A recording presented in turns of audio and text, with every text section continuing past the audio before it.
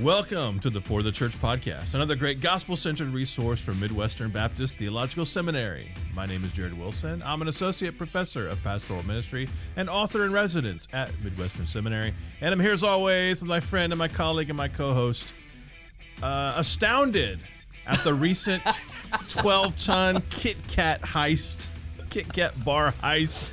Dr. Ronni Kurtz, assistant professor of systematic theology. What in the world? What in the world? In our day of like where everything's fake, I had to like read this like 8 times to see if it's real. 12 tons of Kit Kats were stolen. If you haven't heard the news, this is breaking news. Happened like 6 months ago. Just kidding. It's really crazy. Who would steal? What are they doing? Do they just want the truck, maybe? They don't even know what's in there. Yeah. They just want that truck. Like, well, that was convenient.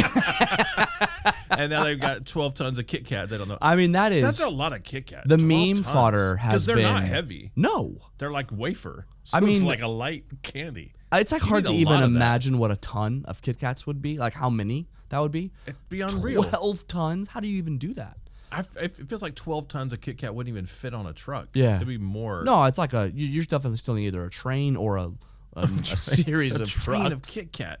This was like there were heists of like maple syrup. When I lived in Vermont, you were always hearing about. But that stuff was like super valuable. This is the Hamburglar, but I mean, like a gallon of like dark amber maple syrup you're looking like $100 bucks or more for that gallon. But not a Kit Kat. Not a Kit Kat. So but in volume. Maybe so. It's been pretty funny to like for the resale market. I don't understand. I think you're probably right. The person probably stole it for the transportation and then just realized it almost they sounds like a comic book villain. Yeah, like Batman should be looking for the candy swiper or something. I don't know. I've stolen 12 tons of Kit Kat, and you can't stop me, Batman. Something like that. This is amazing. What's crazy is like it's so easy to make jokes, but I mean, could you imagine being a Kit Kat employee? Oh man, the Mars Company or whatever. No, this is like a serious deal. Somebody got fired about this. Yeah. Whatever. You can't stop me. They're checking somebody's garage. The memes have been amazing. There's like I saw this one that was like it's like Walter White and his wife Skylar from Breaking Bad, like opening the loot, and it's just Kit Kats. I mean, there's like so many. There's memes. got to be something. I mean, someone stole 12 tons of Kit Kats, which is just an incredible feat. That's not what I had written down for banter. No, that's a great banter. We started talking about it before the episode recorded, and so it just seemed like we should carry on. Yeah. Give me a break of that Kit Kat bar. Give me a break. We had a comment from a visitor to Liberty Baptist Church not too long ago who commented on the singing. A positive comment, I guess I should say. Like, I hate it here. They gave multiple positive comments. In fact, to the point where like I actually read their email at our prayer service. That's just cool. As a way to kind of encourage our church and commend our church. And like I just was really proud of them. There was just numerous things that this visitor commented on, but one thing that they commented on. Oh yeah, it was great to hear that. But one of the things was the singing. That. Just how helped they were by the singing, that everyone was singing. And, we've talked about this on the podcast before, but I thought, let's do an episode on singing. Let's do it. On church singing. Why do Christians sing more than any other, right? I mean, you hear this all the time. I know other religions sing, but nobody sings like Christians. Come on. Why do Christians sing? That's a great line. That should be on a shirt somewhere. Sing. Yeah. Nobody sings like not Christians. Original me, but. That's great. No, I love that. Singing is deeply embedded in our faith. And what's amazing is like it'd be worth doing like a biblical theology throughout the entire Bible of the role of singing. I actually think a good place to start with like the why do we sing is I do think it's hardwired into the cosmos. Even, when Job is complaining about, Job and his friends are complaining about his lot, Job 38, God shows up and does this, where were you section, which is just unbelievably powerful.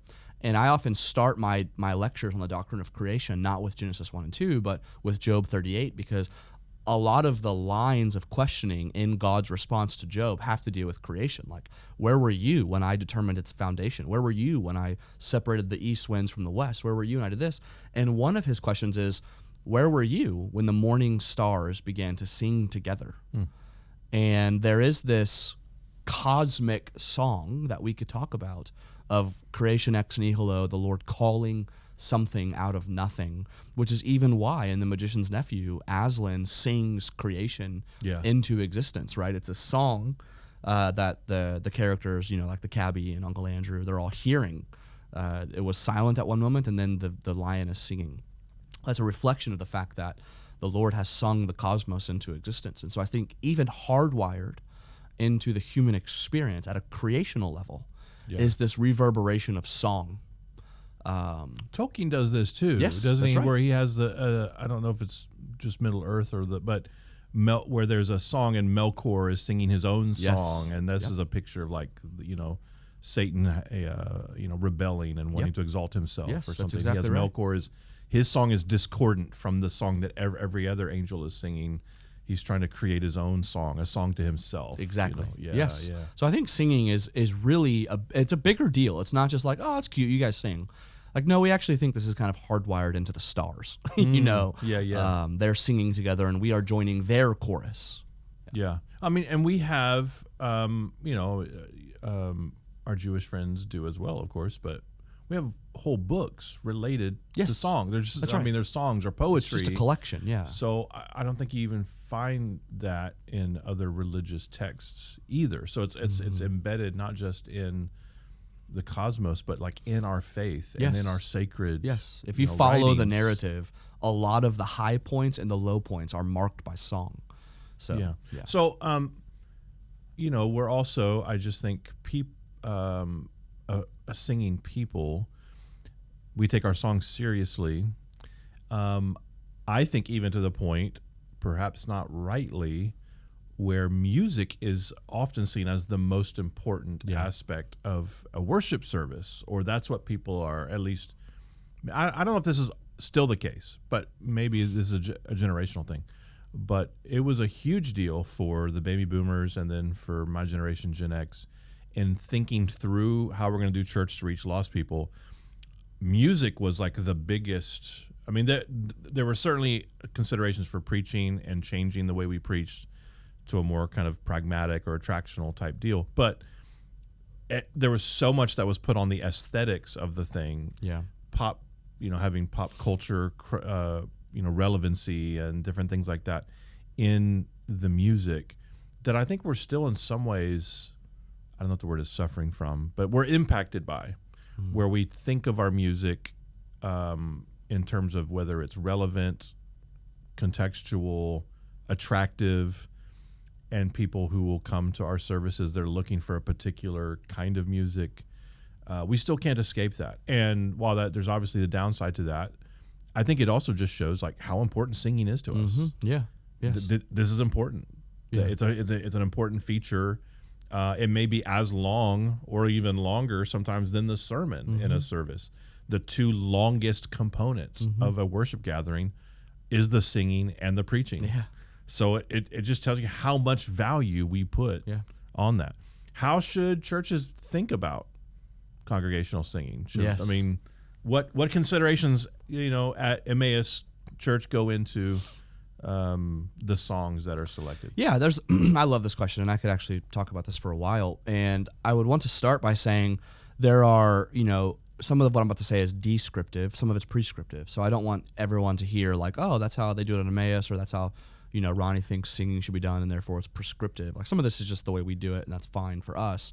Some of it, though, I do think is wise. So, like, for example, one of the things we do, and I've written an article on this for the church. I wrote an article years ago called "Why We Sing with the Lights On." Yeah.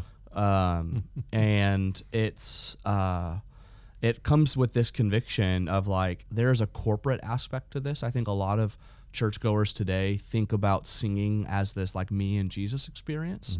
Like there's only, and that is real. There are vertical elements to our song. We sing to the Lord, and yet there are serious horizontal elements at play as well. In fact, we even have like explicit biblical commands that direction. In the New Testament, the two references that came immediately to my mind have more to do with helping each other in the singing than it does with that's exactly right. And that is not really a part of the evangelical imagination right now. I don't think so. Yeah, you're right. Ephesians, where the two texts you have, Ephesians 5 and then Colossians 3. 3, yes. Yeah. I mean, read those texts. I think it's, correct me if I'm wrong, Jared, it's Ephesians 5:19 yes. and Colossians 3. Ephesians 5:19, speak to one another in psalms, hymns, and spiritual songs. Yes. Singing and making music with your heart to the Lord. So there you have the vertical. This is not like to the Lord. It doesn't matter what kind of song you're singing, but the song is also to one another. That's right. And then Colossians 3:16, let the word of Christ dwell richly among you in all wisdom, teaching and admonishing one another through psalms, hymns, and spiritual songs, singing to God with gratitude in your hearts. Yes, that is so good. So there's like this one another aspect to it. So I remember, it's a silly example, but it's one that helps me, is sometimes I'll tell this story where I remember we had this young lady at our church at Emmaus she's much younger than me even, and has just lived, she has felt the suffering of 4 lifetimes by the time she was 16, and just unmitigated in terms of like the amount of suffering she has experienced. It's just not, it just breaks your heart when she tells her story. And I remember I came into church one day just like bad attitude, kids were not obedient and just barely there kind of a thing. And I'm watching, this sounds odd, but like she's singing, she's 2 rows ahead of me, and you know, she's got her hand in the air, she's singing, and there's like a passion that she has. And I remember thinking like, who are you, Ronnie? Like, what are you doing? This girl has experienced more suffering in her 16 years of life than you'll experience in 80 years. And what you obviously need right now is her Jesus. And the way that she loves him, you need to see that. And I would have missed that moment of the Holy Spirit admonishing my soul, convicting me if the lights are down and the music is super loud, I can't hear her voice. And this is not me being like, you know, mega churches are bad and don't have loud music or whatever, but I do think there's something about when the voice of the church is the primary, I'm not against instruments, but when the voice of the church is the primary instrument of the worship team, I can actually see the other trophies of grace, each other, in action during singing, and I can see them and hear them. That's really significant for us at our church. We want that. It dictates some of the songs we sing. We have weightier songs. We have songs with depth, but they're songs with a cadence that you can catch on to, so that the voices can culminate together. But we want to keep that one anotherness in the corporate gathering of singing. Yeah, I mean, the 2 notes that I've got in terms of what we're thinking through with song selection and how we do our singing is that we're able to hear each other, that we're not drowned out. I think that we are in keeping with a sort of concert mentality where what you hear the most is the band or the lead singer or the worship leader. Maybe you it's even hard to hear yourself. That's right. But if it's that kind of volume, and I'm sure I sound like an old man here, but if it's that kind of volume and the lights are down, it is just almost exacerbates a kind of individualistic experience. And it's one of the worst things you can do is even inadvertently facilitate an individualistic approach in a church gathering where you're wanting to build body life and a corporate sense of community. And so raise those lights up, lower that volume down so that we can hear each other.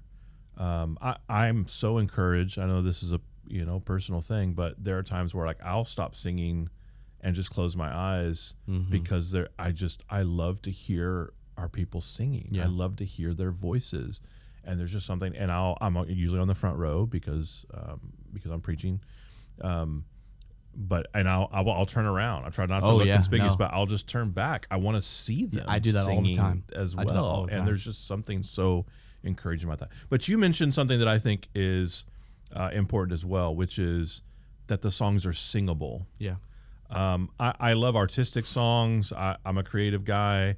I think it's one thing to have a song that you can sing along to in your car that has multiple bridges and kind of goes all over the place, but some of the more modern worship songs, sometimes they're just a little too complex artistically, musically, melodically, what have you.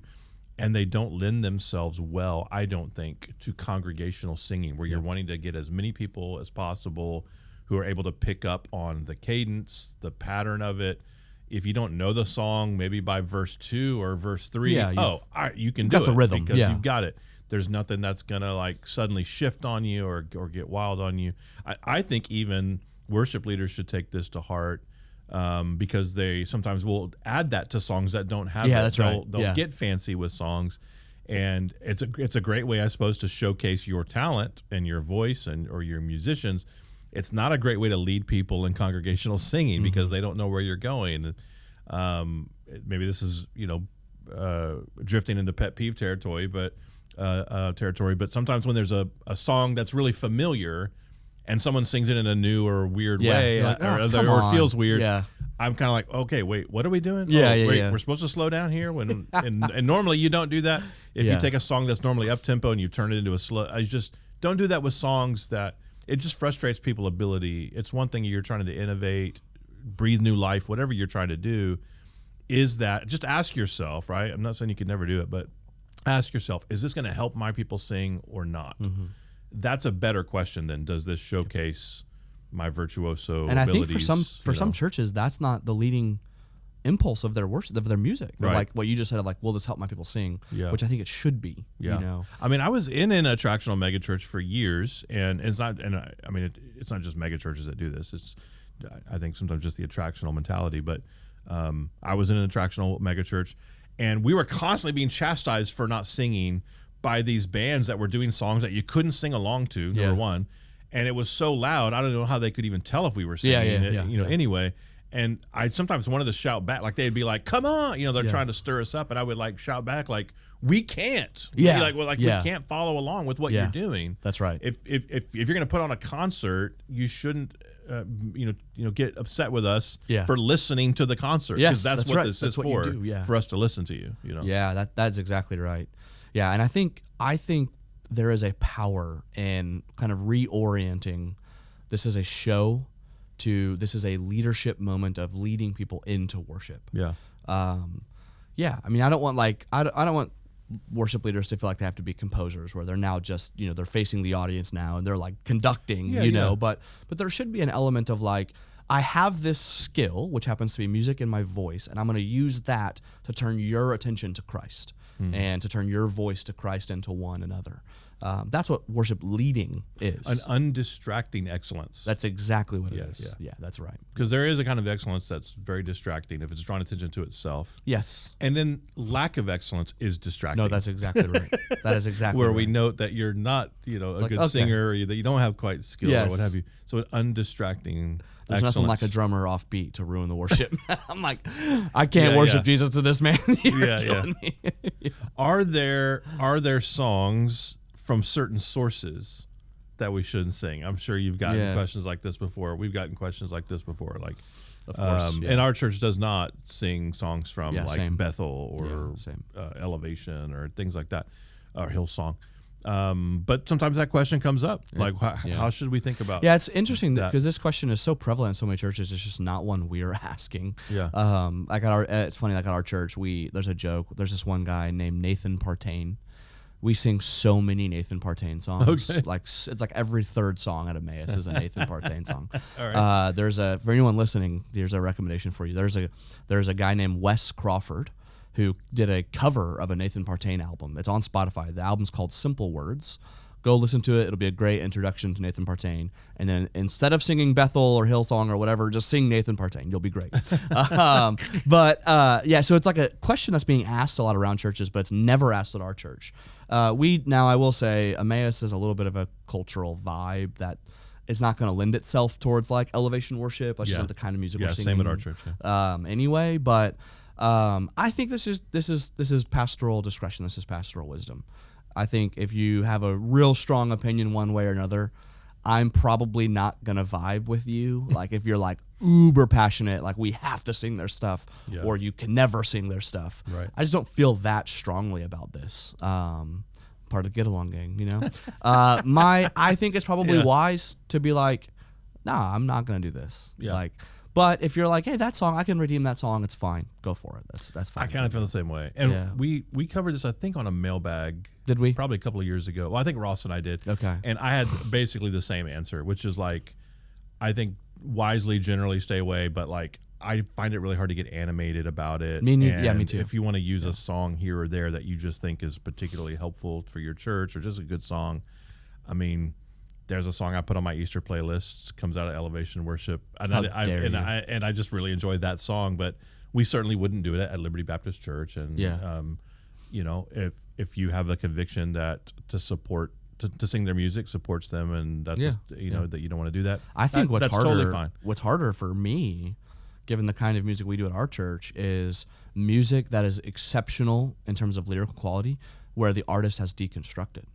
There are so many of those. Well, and there's even some hymns that are great that when you really dig into the theology of some of the composers, the authors you're like, of those hymns, you're like, oh, that guy was a Universalist, or that guy was a, you know what I mean? So there is kind of a spotted, you know, record there. So, you know, maybe just be wise. I guess being wise and circumspect about it.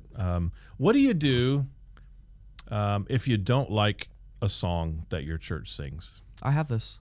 Me too. This, I'm not going to say what the song is because I don't want anyone to feel bad, but there's a couple that I think there's a couple of things. There's one song we sing that I have a problem with a theological line. Oh, okay. I don't think it's like unfaithful for us to sing it, but me personally, I would not sing this song. Interesting. Okay. And I have told a few people that, like, the appropriate people, like, I don't love that line. I'm not like going to share it with everybody. Monday morning, you fire that email. Yeah, I'm not doing that. So like that's a great example for me. And my wife knows, like, when we sing this particular song, it's a song that we sing it's very popular Advent song. You're not going to say what it is? No. Oh, okay. It's a very popular Advent song. Will you tell me offline? Yeah, of course. Yeah. Right. A very popular Advent song, and I have a problem with one of the lines. Every church sings. It's not just a me. It's like a very popular one. All right. So I don't sing that line. I silence my voice there. Okay. But I'm not like I find reason to believe the best in people. Yeah. And so there is a way you could interpret the line where it's like, if you had all of your theological P's and Q's in a row and you meant this by that, then fine. But it's just not a great line. And so I don't turns his face away. Yeah, I don't like that line either, like honestly. That line, Literally Psalm 22 says the opposite. So so there's times where it's like I just won't sing this line, or like, hey, I'm maybe not even sing a verse of that song. But my MO is that you should die to yourself for the sake of your body. And so slay your preferences if the church is being edified for it and it's preferential. Yeah. I have to fight for that. There's a couple of songs. There's one in particular. There's nothing wrong with it theologically. There's not. I don't have a beef with that. There's not anything where I'm like, oh, I can't believe we're singing these. There's just something about the song I just do not. Yeah. I don't know if the word is enjoy. Yeah. It just doesn't do anything for me. And I also kind of feel, I'm also not going to say what the song is, but it just feels kind of patronizing. Yeah. It has almost an infantile kind of thing to it. I've explained it to my wife, and she likes the song fine, but she kind of sees what I'm saying. And every time we sing it, I have to, I'm listening. People are singing it loud, and I'm like, this is serving the body. Yeah. They enjoy singing it. Not every song is going to be 100% approval rating. Yeah. Oh, yeah. So, like, when you come to the song that is not, where for you're in the 1% disapproves for the sake of the 99. Yeah, dude. You gotta suck it up. It is hard. I feel that way with cheesiness. Yeah. Like I call it worship on ice, like Disney on ice. When you have like that kind of vibe, like this could be a Disney song. That is hard for me, dude. Like it is that voice in the back of my head of like, no, Ronnie.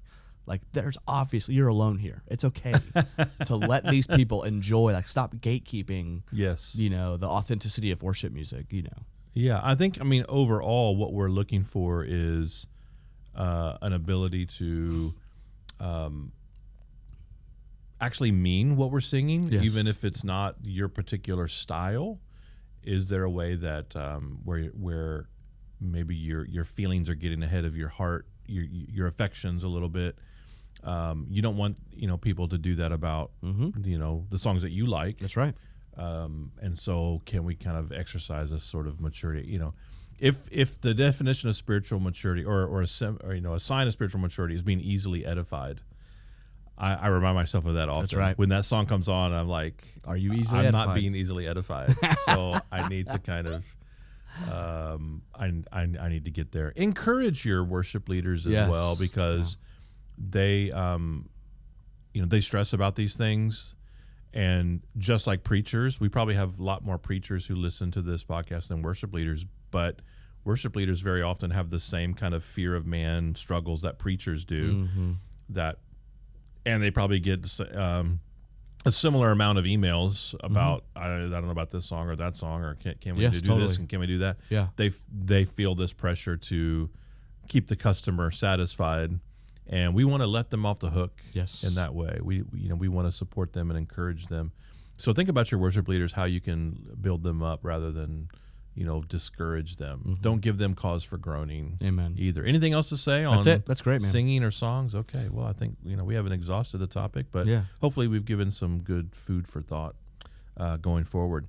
As always, dear listener, if you enjoy the podcast, give us a good review. Apple Podcasts, Spotify, YouTube, wherever you listen to or watch your favorite podcast. Send us a question for the mailbag at mailbag@ftc.co. That's mailbag@ftc.co. And until next time, may Jesus be big in your church.